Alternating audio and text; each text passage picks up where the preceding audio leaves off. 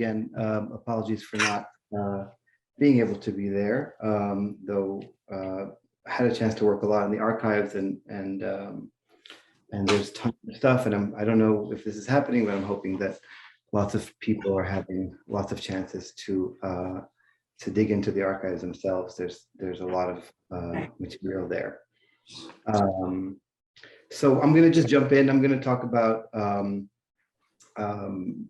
work that I did around co-translating, you could say, or spiritually co-translating Simple Gimpl, or completing the translation of Simple Gimpl, based on about 60% translation that was published as a play script in 2006, but really more about the composition of Gimpl Tam and kind of the story around what, it's very strange, I see two of myself. I wonder if there's, oh yeah, okay, good.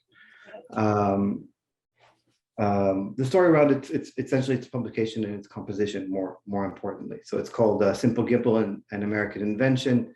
Elon,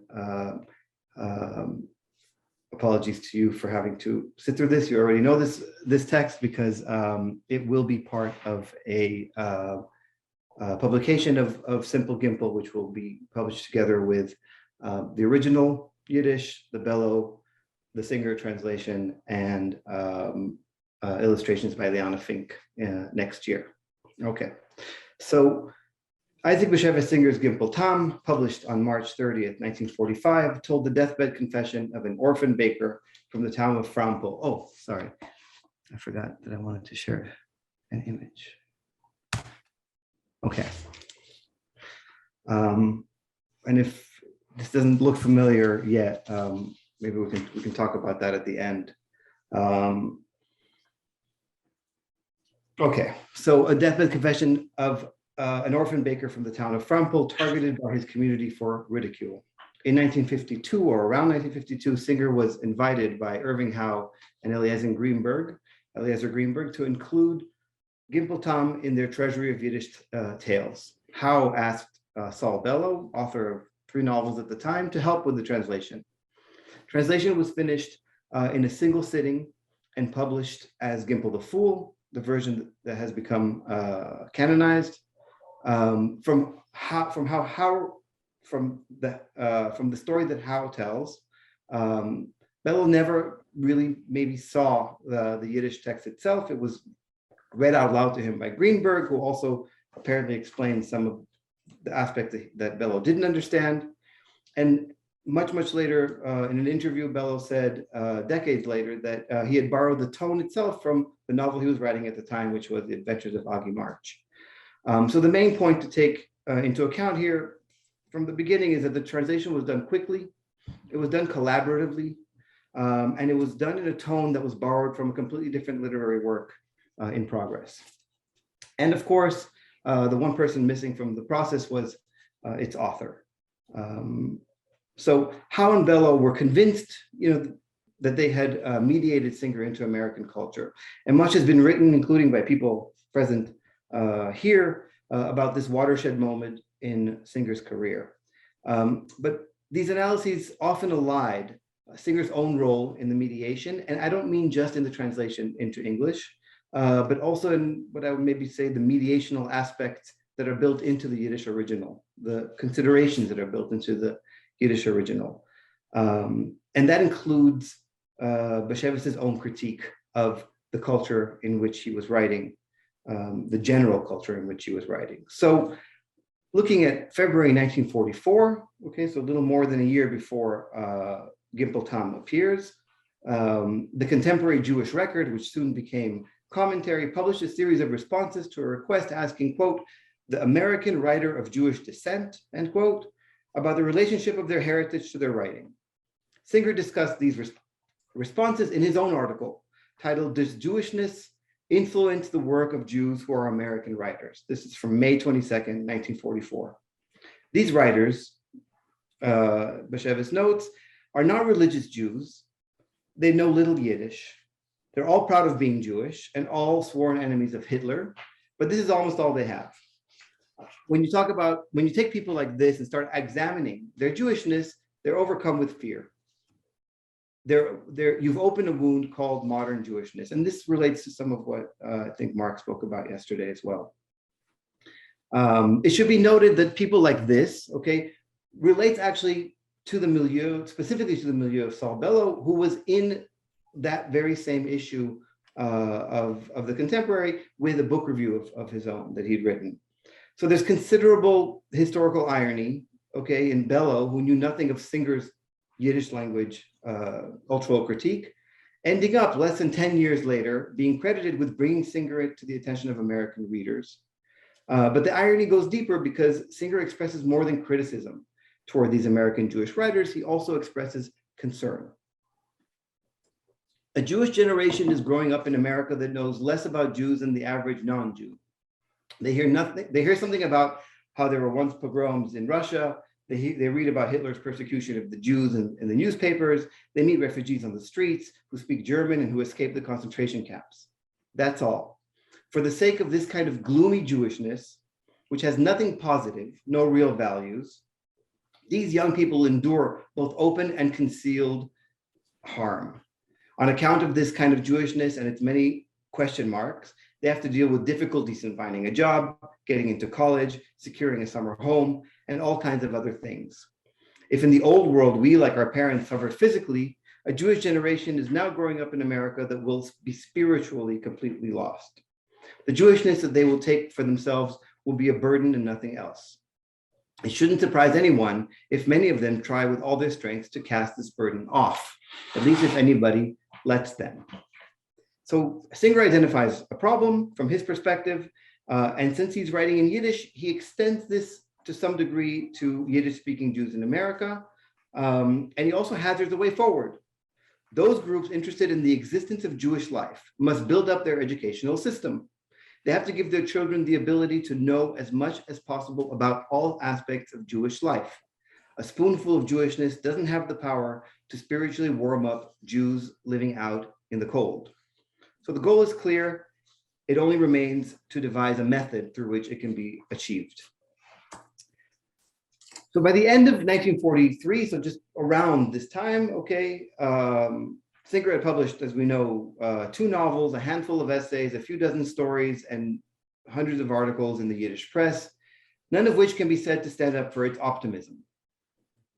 Yet in 1945, he published 2 stories, The Little Shoemakers and Simple Gimpl, featuring 2 distinct Gimpls, reflecting the 2 ways the Jewish tradition could positively influence the life of Jews in modern times. The first was more obviously addressed to the role of religion in modern life, right? The locale of which is New Jersey, where Bashevis ends up being buried as well. But the second was more subtle in its address, providing not a story, but a mythical tale that would give readers a model for faith in the modern world. Singer deployed a web of inputs, okay, while writing Simple Gimpl. And the most important is Rabbi Nachman of Braslav, as David Roskies points out in his chapter on Singer, and the book itself, of course, appeared in 1815, Stories of Tales, that, as I like to call it, Stories of Tales, Sipurei Maisis. Singer had been engaged with Rabbi Nachman and his stories for years, having written a series of articles on his life in December 39 and January 1940, and returned to the topic again in April 44. Interestingly, both times where he's going through a spiritual crisis, obviously at the opening of World War II, and then April 44, not long after the death of his brother, oldest brother, and also mother and younger brother around a little earlier. And so he's writing about Gimpl Tam, he's writing about Rabbi Nachman right a year before Gimpl Tam appears, focusing on the themes and methods that Rabbi Nachman used in Tale of the Sage and the Simpleton, Maaseh Mechacham B'Tam. This story, Singer writes, which praises the naive and sincere person of faith, is written in such a folk-like, engaging way that it makes a strong impression, not only on simple readers, but also on smart ones, or sophisticated ones, we might say. It expresses the deepest truths in the plainest manner, and the story itself is full of suspense and has a kind of magic that only the work of a true artist can possess.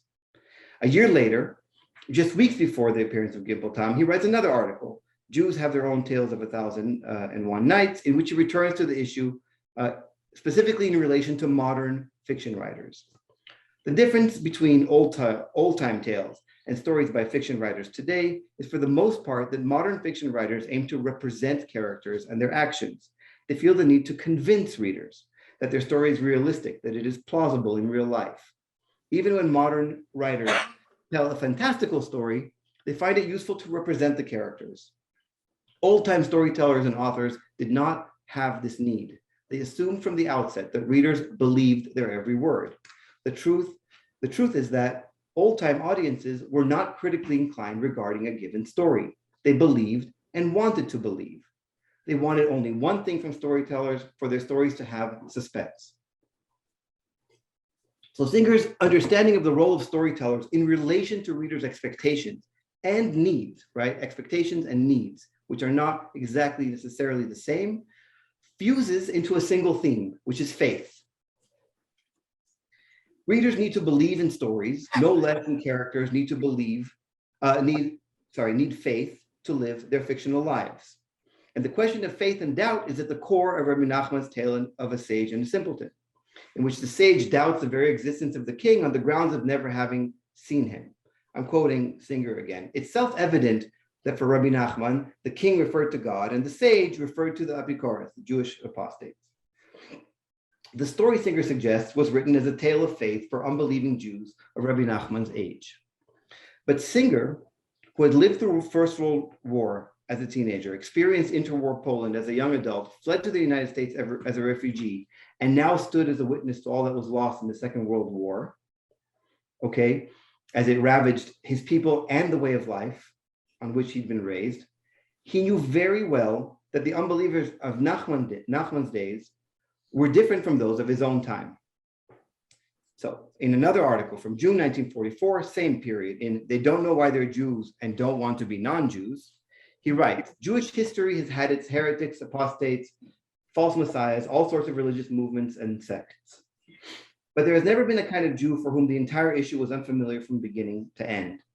In the Haggadah that we retell on Passover, 4 types of children are enumerated: the wise, the evil, the simple, and those who know so little that they can't ask a question. A great part of American-born young people belong to this last category. They know so little about us that they ask nothing. They've decided once and for all that for them, Jewishness is something impenetrable. It has turned for them into something about which it's better not to speak. These kinds of Jews, Singer seems to suggest, need something that speaks directly to them. They need a tale of their own. So he had the audience, these American Jews that he's pointed out, which I want to say obviously is not all American Jews, but the ones that he's pointed out in his writing. He has the method, folk-like storytelling, and he has the theme, faith and doubt. All that's left is the problematic, the applied situation, or in his words from another place, the character to be represented behaving in a particular way within a particular situation.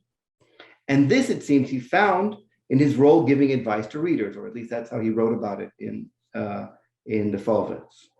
So in January 1945, a mere 2 months before the appearance of Gimpl Tam, Singer publishes an article titled, quote, "He believes in his wife, though all the facts are against her," in which he enumerates the misadventures of a widower who meets a young woman and whose friends tell him that she has a lover.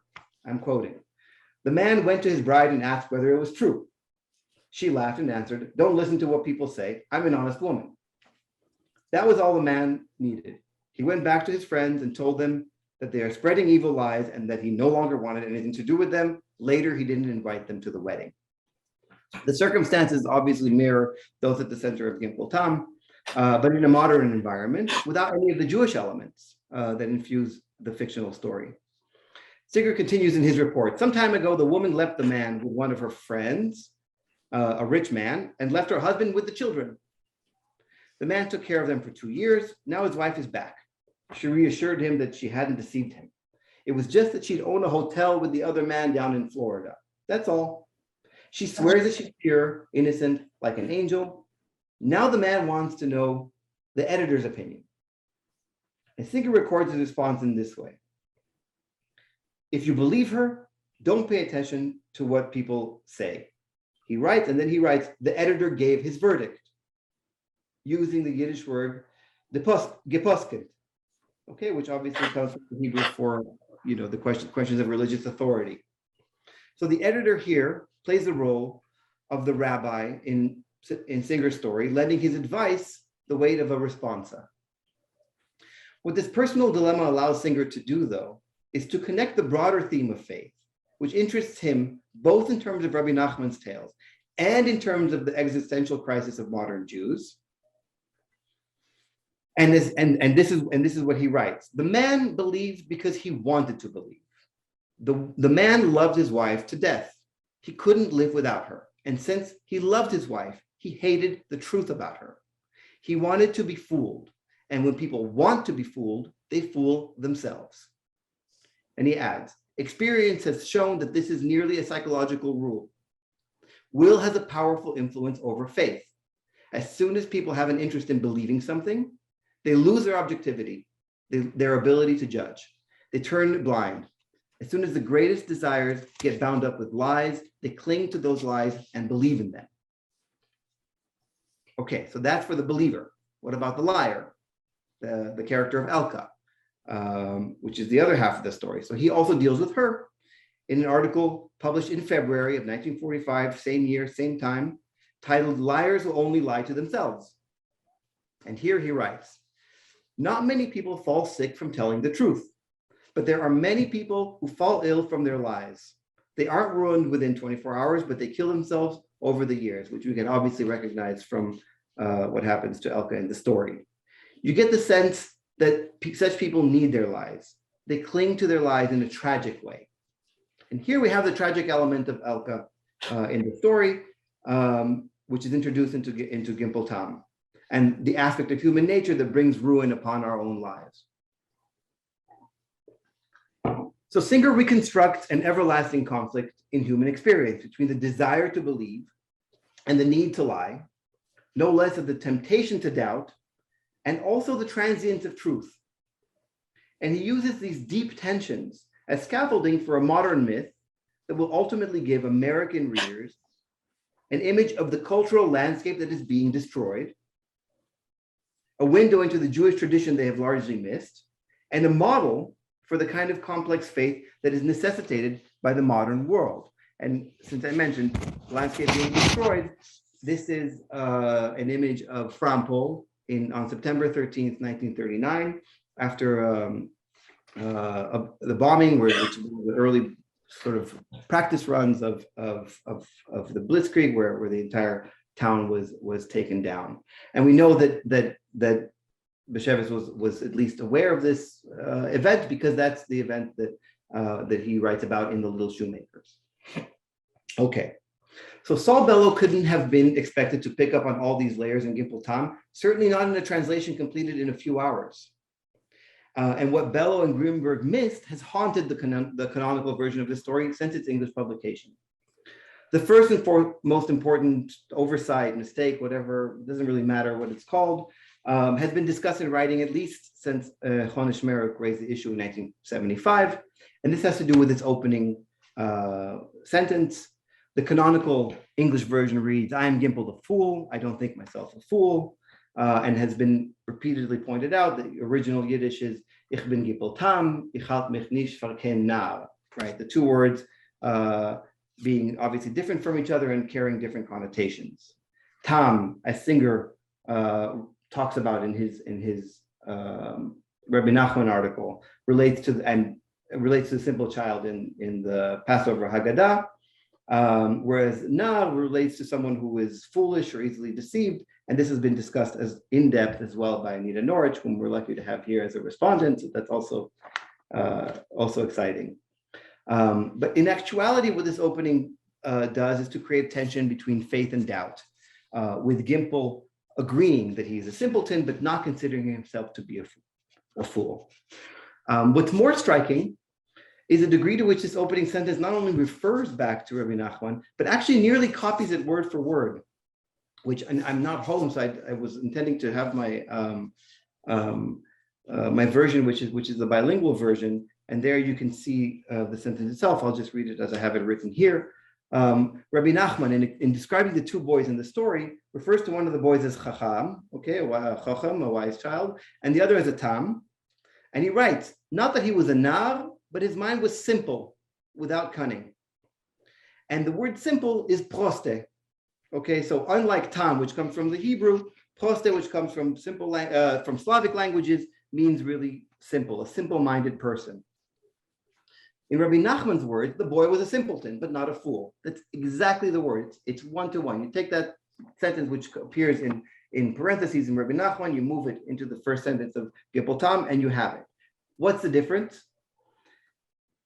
The difference is that whereas in Rabbi Nachman, it's in third person, okay? Bashevis takes this sentence and gives the character in his own voice, puts it in the first person, which is a major switch. It's the same switch that he did, of course, with the Yetzer Hare in 1942 and 1943. Because it's one thing for Rabbi Nachman's narrator to make the distinction between simplicity and foolishness on behalf of his character. It's another thing when a character makes a distinction in his own narrative voice. Now, in my research, as I mentioned, I found this partial translation of the story, which was the basis of a draft play script appearing in a special edition of Yiddish published by Joseph Landis in 2006. Having translated the story for myself some time before that, I recognized that the text before me was largely a one-to-one translation of the story made by Singer himself. And I filled in the rest of the translation with my own version. And this is the version that will appear next year with Restless, along with the other versions that I mentioned. And one of the biggest additional omissions that I'll just kind of throw in as well, which I think is important, is what appears to be a throwaway line in Bellows' version, but which is actually a thread that ties the story together in terms of its both existential and also traditional facets. Okay, thanks.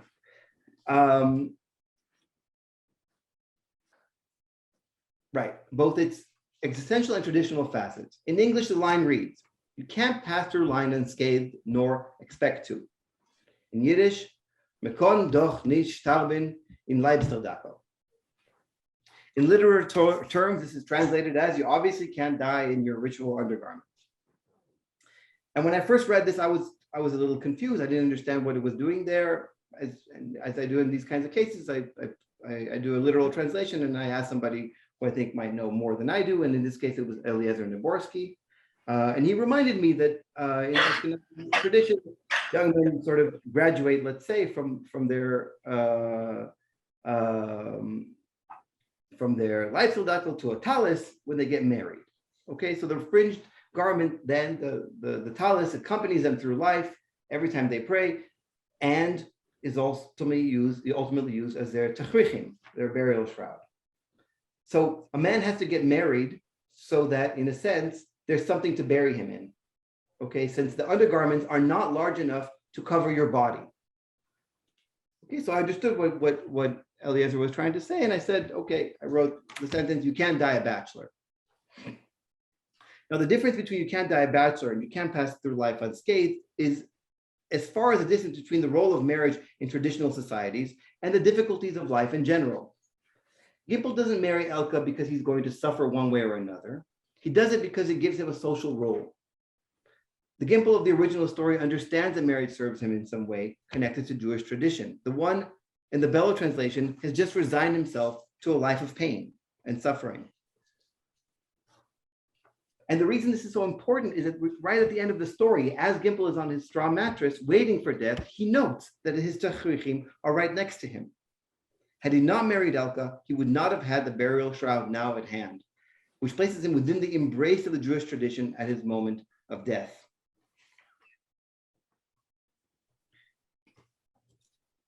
So this kind of situation is both one the Singer puts forth and also problematizes, okay, in this very short comment, you can't die a bachelor. And that's why it's important for it to be rendered just right, as Bashevis did. And that's, so when I looked at the Singer version, I saw that line was 1-to-1, and I was relatively happy to discover that. There are other such examples, not only in terms of word choice, but also in terms of rhythm and tone. But the important part has less to do with showing who's right and wrong, or this word or that word, but kind of the gestalt of the whole thing. It induces a different sensation in readers, leading to a different impression of Gimpl. In Singer's translation, Gimpl is less a village dope than a complex person, conflicted yet resigned, who has clung to the only love he has had in his life, who left his orphan children with an inheritance he never received, and who made peace with the fact that truth and lies can sometimes go hand in hand. It turned simple Gimpl, which on first reading appears to be the tale of a village fool, into a modern myth of someone who has accepted the complexity of his life and faith. All right.